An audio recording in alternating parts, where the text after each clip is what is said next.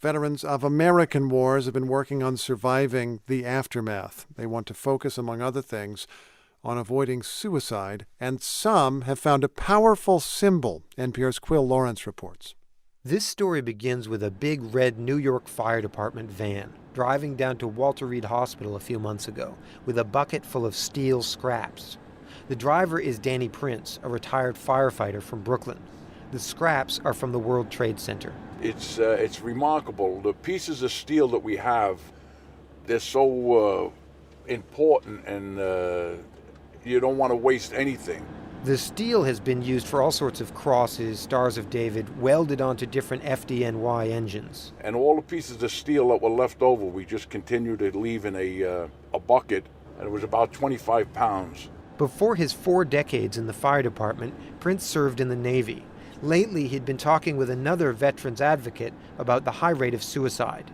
Luker, he wanted to make something special. Luker is the nickname of former Marine combat pilot Steve Daniluk. His idea was to use the steel, the pure, almost religious nature of the steel that's from the World Trade Center, to make a symbol that would help veterans feel less isolated. It's being transformed into something that is all about healing.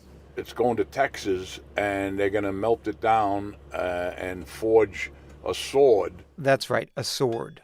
Luker, whose day job is as a pilot with American Airlines, got the steel out to a pretty well-known swordsmith in McKinney, Texas. It's a Greek-style Spartan sword, short and broad at the tip.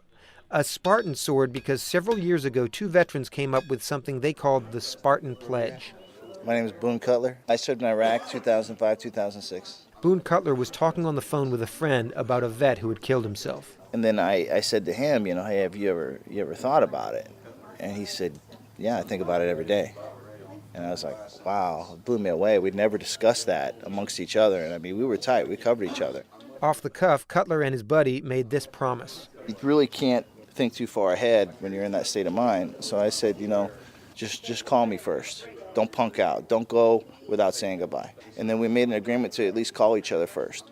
Other veterans helped that evolve into what he started calling the Spartan Pledge. Last month, when the sword was finished, a half-dozen vets from around the country took the pledge over it. It's only 2 sentences. Repeat after me. A local Army vet who was crippled by a bullet early in the Iraq War, and his mom, who also served in the Army. I will not take my life with my own hand. I will not take my life with my own hand. A soldier from Florida who lost both legs to a bomb in Afghanistan, and another wounded Army Ranger who came down from Kansas. Until I talk to my battle buddy first. Until I talk to my battle buddy first. And Danny Prince from Brooklyn, and Luker, the Marine pilot, and others. Now, there are some skeptics. Therapists have been making so-called no-suicide contracts with patients for years. But they've really gone out of favor. There's no evidence that they actually prevent people from taking their lives. Rajiv Ramchand researches military suicide at the Rand Corporation. He says the important thing is to get a suicidal person into professional treatment. I don't think that taking the pledge would do any harm. We just have to be careful. We can't think that taking this pledge is going to all of a sudden reduce suicide. He does agree with these Spartan Alliance veterans about raising awareness and creating connections between veterans. Boone Cutler says that's why he's confident that the pledge helps. It's the second half of the pledge. My mission is to find a mission. To help my warfighter family. Getting reconnected to some kind of mission is what these vets say they need to escape the isolation many find after the military. Reconnected to someone you can eventually open up to. That's one thing about Spartan Pledge. It creates the conversation. It gives you a reason to bring it up. So you might end up talking about it with someone who you never think needed to have that talk. I never thought he needed to have that talk. And I don't think he thought I needed to, It was just... After the ceremony in that Texas backyard, the sword was flown back to New York City, where dozens of firefighters took the pledge. This weekend, 200 veterans and caregivers are getting together in Virginia at what they're calling Spartan Weekend.